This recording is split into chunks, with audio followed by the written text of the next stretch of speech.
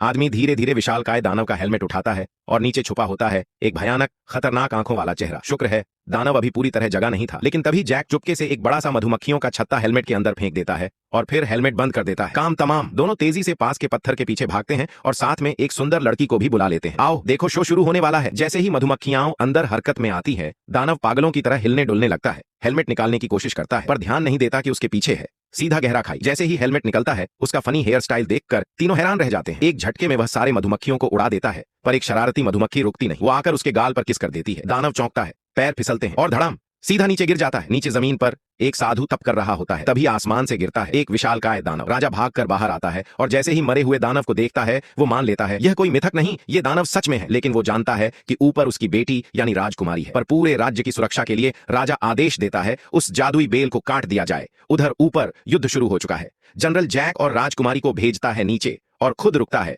गद्दार से लड़ने के लिए, जो कि जादुई ताज लेकर दानवों को इंसानों पर हमला करने भेज रहा है। दोनों में घमासान लड़ाई होती है। गद्दार जनरल को मारने ही वाला होता है, पर घमंड में बात करने लगता है। जनरल झपटता है और गद्दार के सीने में छुरा घोंप देता है। गद्दार चीखता है, दानवों से मदद मांगता है, पर दानव अब ताज खुद पहनना चाहते हैं। ताज की शक्ति जैसे ही खत्म होती है, दानवों में राजा बनने की होड़ लग जाती है। और फिर आता है डबल हेडेड दानव। वो गद्दार की लाश उठाता है, ताज पहनता है और बन जाता है नया दानव राजा। सब दानव उसके सामने झुक जाते हैं। नीचे सैनिक बेल को काटने में जुटे हैं। बेल गिरते ही जैक और राजकुमारी किस्मत से एक पतली बेल पकड़कर नीचे बच जाते हैं। जनरल भी अंतिम समय पर बेल पकड़ लेता है। ऊपर से नया राजा, दो सिर वाला दानव गुस्से में फुफकारता है। उसे गद्दार की जेब से गिरे हुए जादुई बीज मिलते हैं। वो एक फूंक मारता है और बीज पानी में गिरते ही नई नई जादुई बेलें फिर से उगाती हैं।